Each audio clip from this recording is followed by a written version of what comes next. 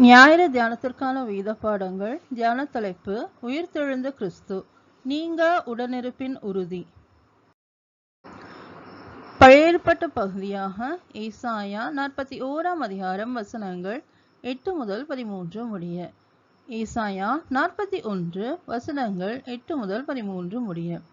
என் தாசனாகிய இஸ்ரவேலே, நான் தெரிந்து கொண்ட யாக்கோபே, என் சிநேகிதனான ஆபிரகாமின் சந்ததியே, நான் பூமியின் கடையாந்தரங்களில் இருந்து உன்னை எடுத்து அதன் எல்லைகளிலிருந்து அழைத்து வந்து, நீ என் தாசன், நான் உன்னை தெரிந்து கொண்டேன், நான் உன்னை வெறுத்து விடவில்லை என்று சொன்னேன்.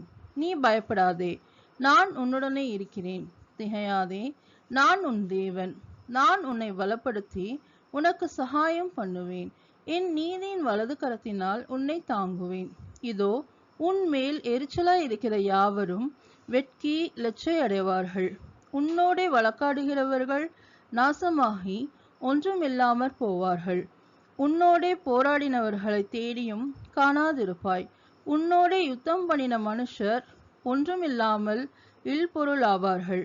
உன் தேவனாயிருக்கிற கர்த்தராகிய நான் உன் வலது கையை பிடித்து, பயப்படாதே, நான் உனக்கு துணை நிற்கிறேன் என்று சொல்லுகிறேன் என்பதே. தேவனுக்கே மகிமை உண்டாவதாக. நிருப பாடமாக எபிரேயர் 13ஆம் அதிகாரம் வசனங்கள் 1 முதல் 8 முடிய. எபிரேயர் 13 வசனங்கள் 1 முதல் 8 முடிய. சகோதர சிநேகம் நிலைத்திருக்க கடவது. அந்நியரை உபசரிக்க மறவாதிருங்கள். அதனாலே சிலர் அறியாமல் தேவதூதரையும் உபசரித்ததுண்டு. கட்டப்பட்டிருக்கிறவர்களோடே நீங்களும் கட்டப்பட்டவர்கள் போல் அவர்களை நினைத்து கொள்ளுங்கள். நீங்களும் சரீரத்தோடு இருக்கிறவர்கள் என்று அறிந்து தீங்கு அனுபவிக்கிறவர்களை நினைத்து கொள்ளுங்கள். விவாகம் யாவருக்குள்ளும் கனமுள்ளதாயும் விவாக மஞ்சம் அசூசிப்படாததுமாய் இருப்பதாக. வேசி கல்லரையும் விபச்சாரக்காரரையும் தேவன் நியாயம் தீர்ப்பார். நீங்கள் பண ஆசை இல்லாதவர்களாய் நடந்து உங்களுக்கு இருக்கிறவைகள் போதும் என்று எண்ணுங்கள்.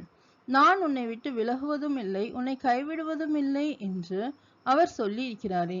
அதனாலே நாம் தைரியம் கொண்டு, கர்த்தர் எனக்கு சகாயர், நான் பயப்படேன், மனுஷன் எனக்கு என்ன செய்வான் என்று சொல்லலாமே. தேவ வசனத்தை உங்களுக்கு போதித்து உங்களை நடத்தினவர்களை நீங்கள் நினைத்து அவர்களுடைய நடக்கையின் முடிவை நன்றாய் சிந்தித்து அவர்களுடைய விசுவாசத்தை பின்பற்றுங்கள்.